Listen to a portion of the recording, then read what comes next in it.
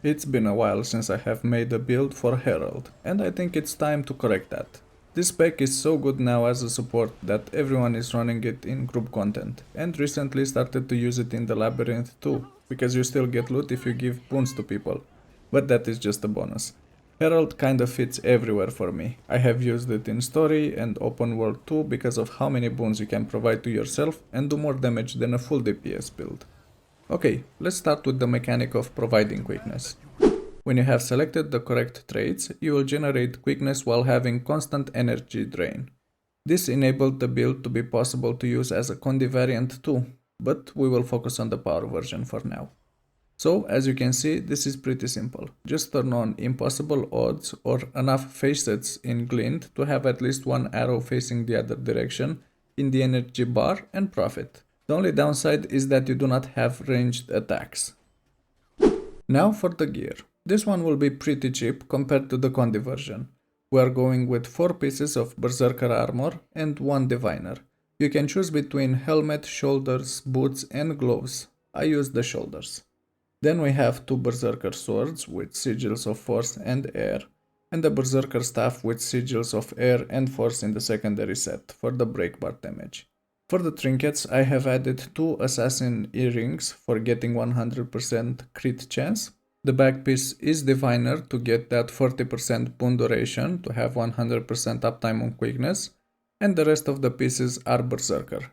And finally, the last piece is the relic of the thief, as we don't have big cooldowns on skills to use the fireworks one. Next, for the build, I am using Invocation with Rising Tide, Spirit Boon and Roiling Mists. Then Devastation with Unsuspecting Strikes, Notoriety and Swift Termination. And finally we have Herald with Core Value, Shared Empowerment and Elevated Compassion. The skills are standard, but the legends are not, so we take Glint and Shiro by default. But if you need the Projectile Reflect or Stability, I switch out Shiro for something else. And finally, let's move on to the rotation.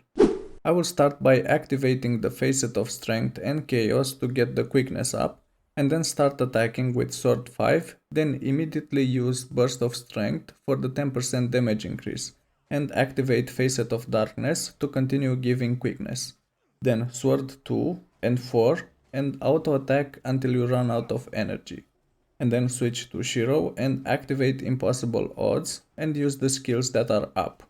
Here I went with Sword 2, 5 and then 4 and repeat until you run out of energy and switch again to Glint.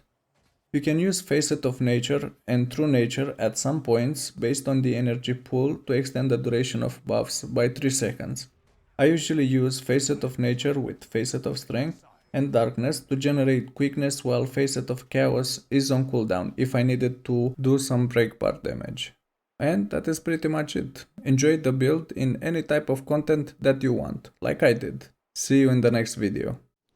If you want to see more content like this, please let me know in the comment section below. And if you enjoyed the video, please click the like and subscribe buttons.